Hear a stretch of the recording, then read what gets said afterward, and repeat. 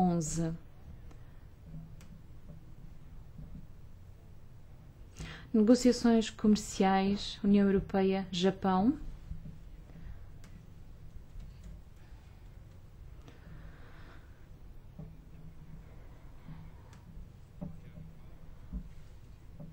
Temos aqui o Sr. Mauro. Passar-lhe já de seguida a palavra, mas antes disso temos também o relator permanente em matérias de Japão, o Sr. Pedro Silva Pereira. E antes de passar a palavra à Comissão, gostaria então de passar a palavra ao Sr. Eurodeputado, para que, na qualidade de relator, apresente esta matéria. Faça favor. Intervenção sem microfone. Muito obrigado, Sr. Presidente. Em primeiro lugar, permita-me que diga que tenho toda a honra em ter sido nomeado relator desta temática. Terei todo o gosto em trabalhar com todos vós. E na legislatura anterior foi feito um trabalho digno de louvor. Bem, o acordo com a Coreia do Sul foi a primeira que o Parlamento deu o seu aval. O Japão foi uma situação diferente. Foi a primeira negociação que foi iniciada nos termos do Tratado de Lisboa. O Parlamento assumiu as suas responsabilidades, avaliando o âmbito de aplicação, que depois levou à abertura, à iniciação de negociações. Tivemos uma delegação no Japão que se reuniu não apenas com todas as partes envolvidas, todos os interessados europeus e japoneses também, de topo, e na altura a Comissão apresentou uma proposta para negociações. O Parlamento pediu ao Conselho que aguardasse até o Parlamento aprovar a sua posição. O Parlamento apresentou as suas considerações relativamente às diretivas de negociações e, tendo em conta este precedente, o Parlamento estabeleceu uma nova prática interinstitucional que tem sido respeitada desde então, no que toca à adoção de diretivas negociais. E temos todas as razões para acreditar que o Conselho prestou grande atenção às posições do Parlamento.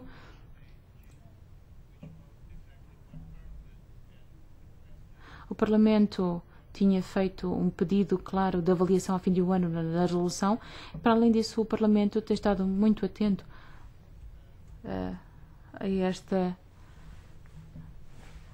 nesta matéria, ouvindo com grande atenção as associações interessadas.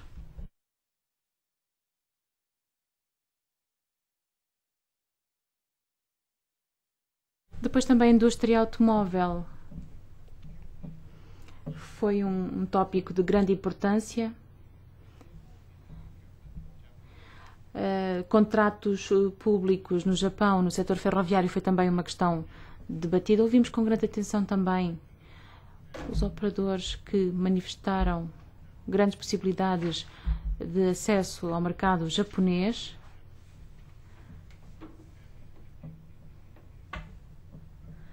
E tomamos também atenção à possibilidade de participação de empresas japonesas na Europa. Gostaríamos de ter acesso a quaisquer informações que nos possa dar a Comissão sobre as negociações. Haverá uma ronda no final deste mês. E pergunto também como é que avalia o respeito por parte do Japão dos seus compromissos. Pergunto qual é a sua avaliação da ponto de situação relativamente à implementação do roteiro em matéria de transporte ferroviário e transporte urbano, que compromissos vinculativos é que a Comissão Europeia recebeu do Japão de que os operadores europeus teriam um acesso justo ao mercado japonês e aos contratos públicos no Japão. Há grandes preocupações de que a cláusula de segurança operacional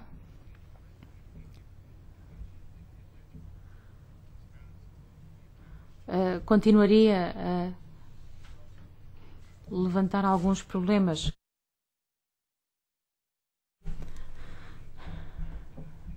Quanto aos keycards, esta medida impediu a venda de viaturas europeias no mercado japonês. Eu gostaria de saber se, entretanto, houve progresso nesta matéria. E, por fim, as discussões sobre indicações geográficas. Gostaríamos de saber se há progresso também nesta área e se as ofertas em matéria de tarifas foram aceitas.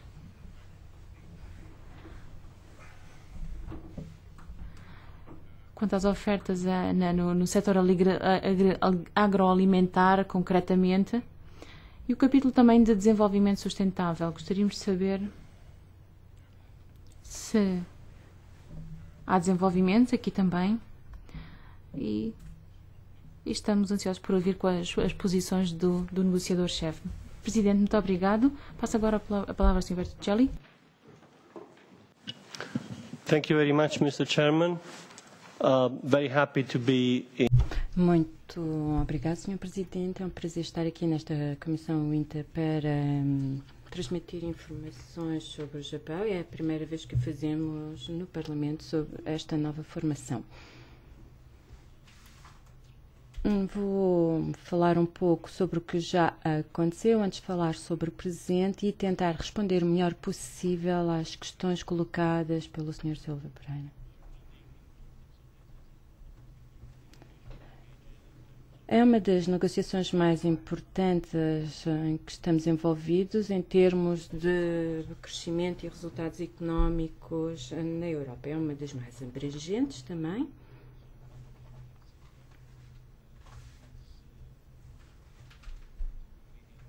E em termos de complexidade, é mais comparável do que aquilo que negociamos com o Canadá e do que estamos a tentar negociar com os Estados Unidos. O Japão continua a ser a terceira ou quarta economia do mundo. É um país muito sofisticado. E a principal razão pela qual estas negociações são possíveis é porque os japoneses necessitam aperceberam-se que necessitam de alterar a sua forma de funcionamento. Os nossos interesses correspondem à agenda japonesa. De acordo com o atual governo japonês, verificamos que este governo tem a vontade, a capacidade e vontade política de levar a cabo estas reformas.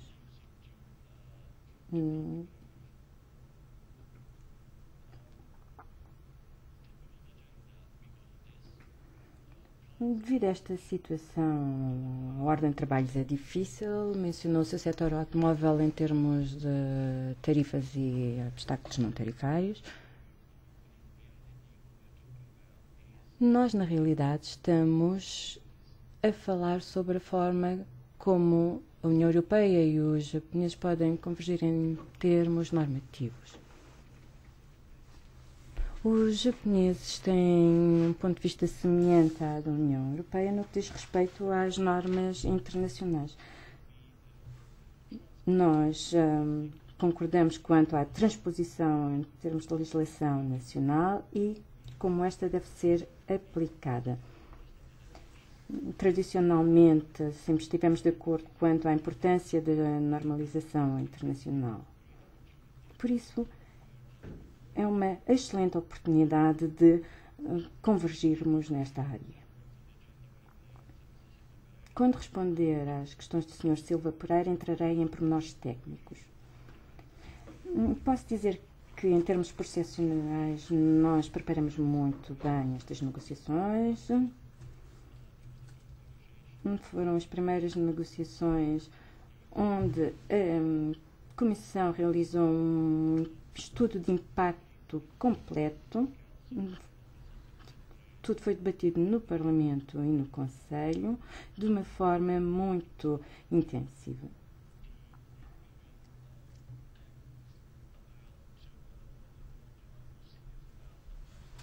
Mas houve este clima de sabermos se o Japão estava a levar a sério esta questão das barreiras não tarifárias, e isto fez com que introduzíssemos esta cláusula de avaliação após um ano.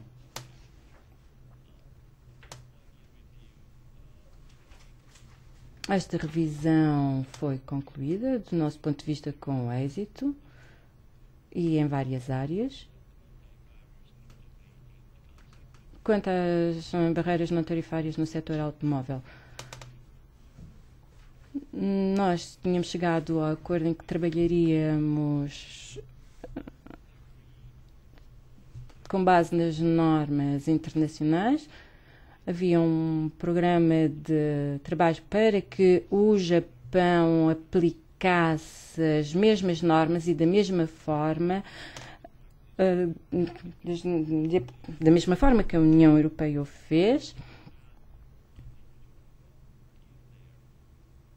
E isto introduziu algumas melhorias.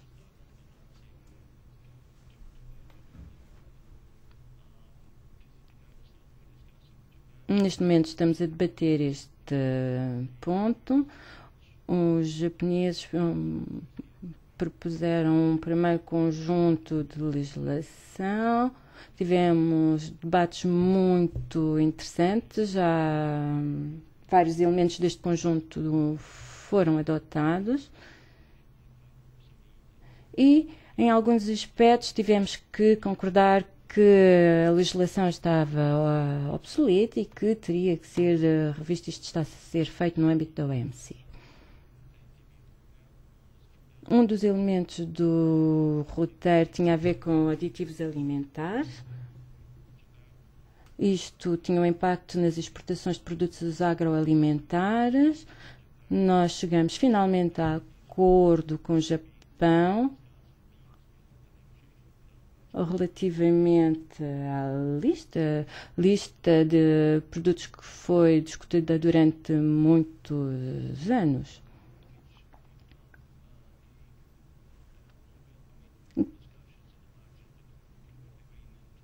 Depois, quanto aos contratos públicos, tínhamos a questão da transparência e a aplicação das cláusulas de salvaguarda e de transparência.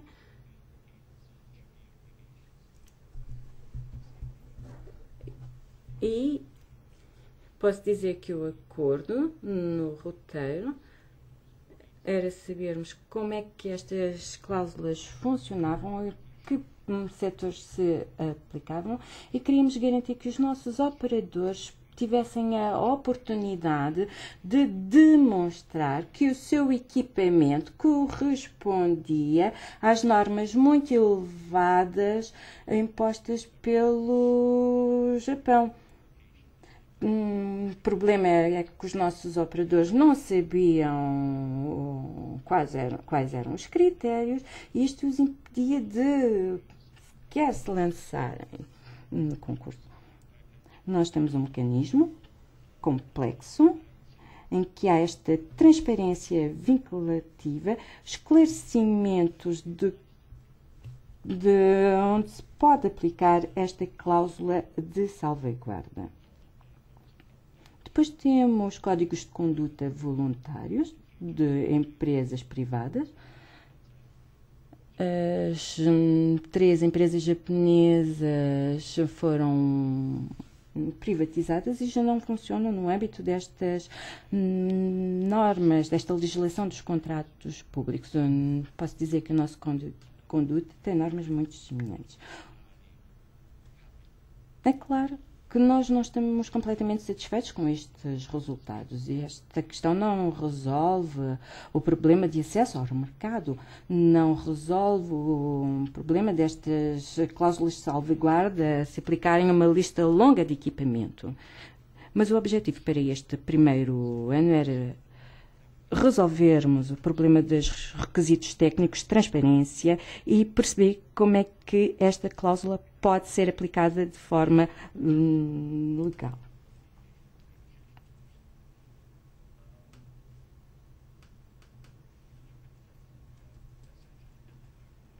Os japoneses respeitaram as exigências pedidas para este primeiro ano. Nós agora temos que cumprir a parte que nos corresponde. As questões técnicas são difíceis. Nós nunca aceitamos que estas 3 empresas agora privatizadas fossem erradicadas da questão do GP.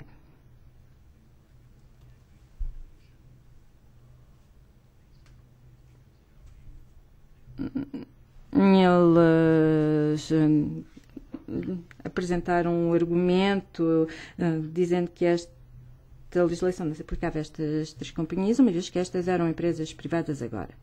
A cooperação com o Japão é excelente, sobretudo com os ministérios que tratam das questões mais técnicas.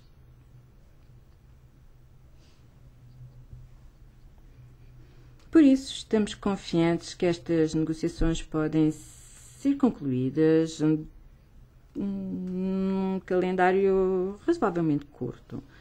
O primeiro-ministro japonês tem proposto publicamente o final de 2015 como prazo para concluirmos as negociações. Teremos eleições no Japão em meados de 2016, por isso o prazo apresentado parece-nos ser sensato. Eu disse que estava confiante, mas disse que temos que tentar concluir, porque as negociações são difíceis. Temos um bom parceiro.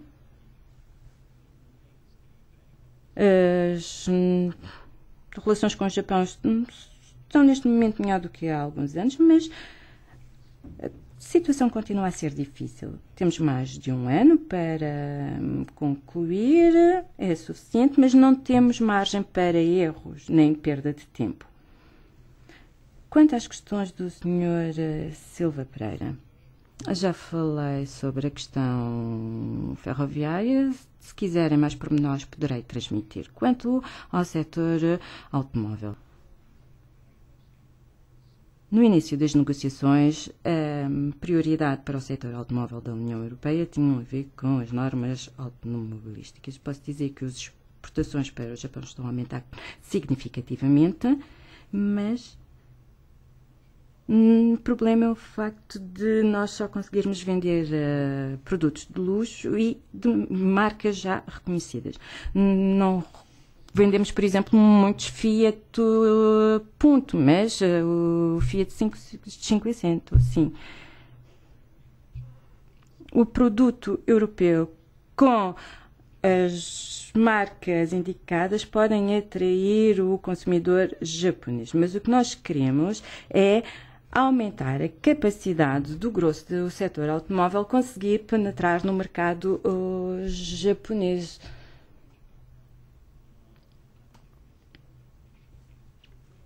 E, neste aspecto, a questão das normas é crucial, afeta a questão do preço. Se nós formos competitivos num segmento de mercado onde as margens são importantes, vamos ter um impacto no preço e isto é importante. A questão das K-Cards é muito importante.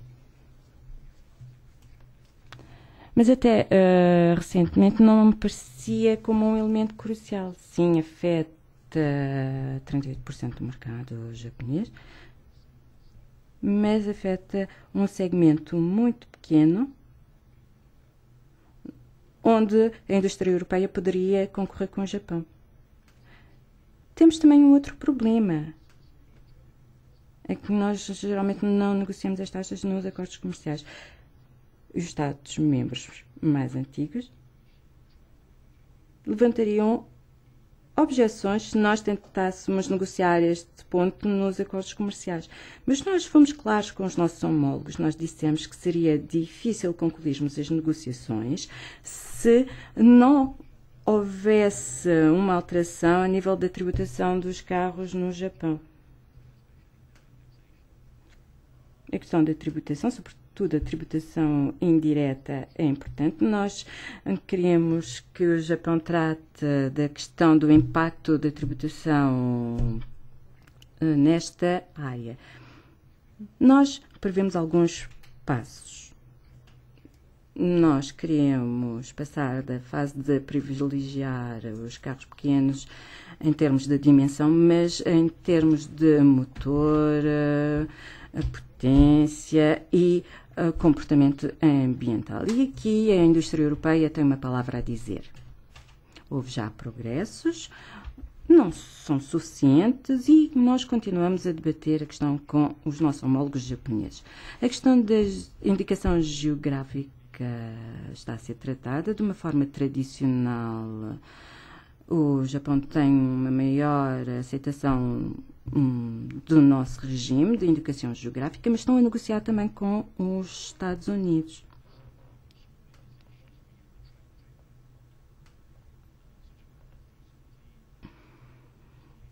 Recentemente, o Japão introduziu legislação que melhora a situação, mas do nosso ponto de vista a situação continua a não ser completamente satisfatória. Continuamos as negociações. Para nós, um modelo aquele que foi aplicado com o Canadá. Agora é difícil aceitarmos algo de diferente. Os japoneses têm consciência desse elemento, mas numa negociação podem mudar de posição. Vamos ver o que vai acontecer. As tarifas e o setor agroalimentar, falei sobre a importância do setor e penso que será o setor que sairá a ganhar mais com este acordo. As propostas japonesas são aceitáveis para uma primeira oferta. Estamos a negociar e é evidente que se o Japão quiser que a Europa reduza as suas tarifas no setor automóvel e outros produtos, nós teremos que ter acesso aos mercados japoneses, incluindo neste setor. Senhora Presidente, foi muito longo e fico-me por aqui, mas estou disposto a responder a algumas perguntas.